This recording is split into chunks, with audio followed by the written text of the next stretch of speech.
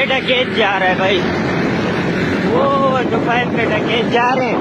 सुबह सुबह भी बंदे से गाड़ी माड़ी छीन के, और ये खुरमाबाद की तरफ रन हो गए।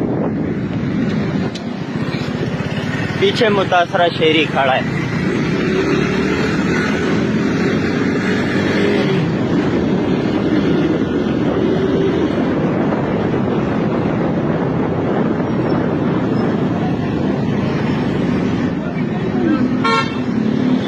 क्या ले गए उस्ताद?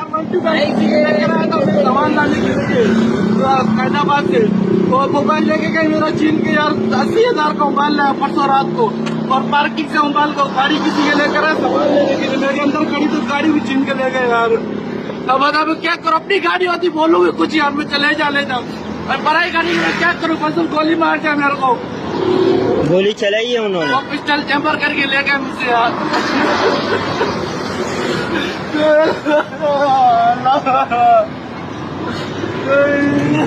हालात की तौबा।